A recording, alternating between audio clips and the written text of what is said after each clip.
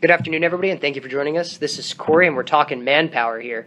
Today I've got a very special guest with me. I've got Mr. Bryan Wallace from the Office of the Surgeon General, and he's coming to talk about some of the latest courses and some things about his career. Bryan, thank you very much for being here. Really appreciate you taking time to speak with us today. Thank you for having me.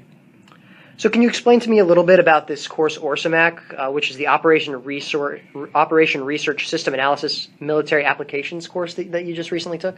Right. So Operations Research System Analysis Military Applications course, or ORSA-MAC as we call it, is a 3-month intensive course, and it spans everything from basic statistics and probability to high-level calculus and modeling.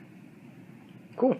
So obviously that's down at Fort Lee, correct? Correct. Cool.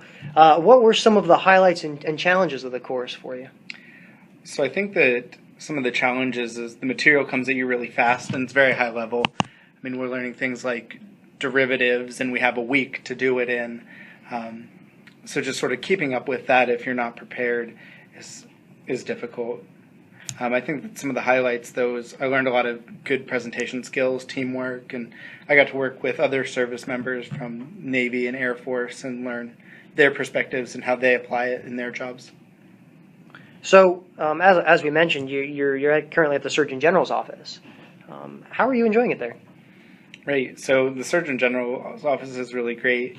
I think that it's great because it's laid back, and everyone there is really friendly, and it's nice. So, how has this ORSA-MAC course helped you in your position at the Surgeon General?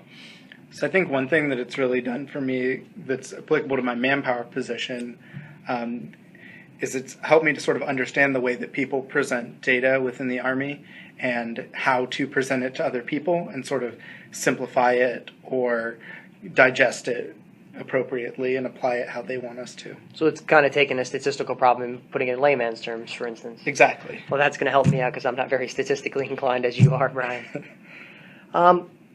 So, you're a CP26 intern, and you just entered your second year in the program. How has the program been so far? How's your experience within the program been?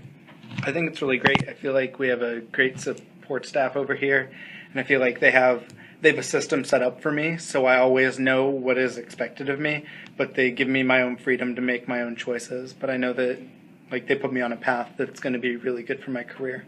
So it's kind of having everything mapped out, but you still have kind of the flexibility to kind of see where your interests take you to gain that extra additional professional development. Yeah, definitely. I feel like there's a map, but I'm never being told where to go and what to do. Well, Bryan, I appreciate you coming to speak with us today, and thank you for taking time out of your busy day at the Surgeon General's office to come and talk Manpower with us today. I really appreciate it. Yeah, thank you. Well, everyone, that's all we have for this edition of Talkin' Manpower. I'm Corey. Thank you all for joining us. Thank you all for listening, and we look forward to our next segment. In the meantime, feel free to like CP26 on Facebook, which is facebook.com/ArmyCP26 for the most up-to-date news and information from Career Program 26, Manpower and Force Managers. Until next time, have a great Army day.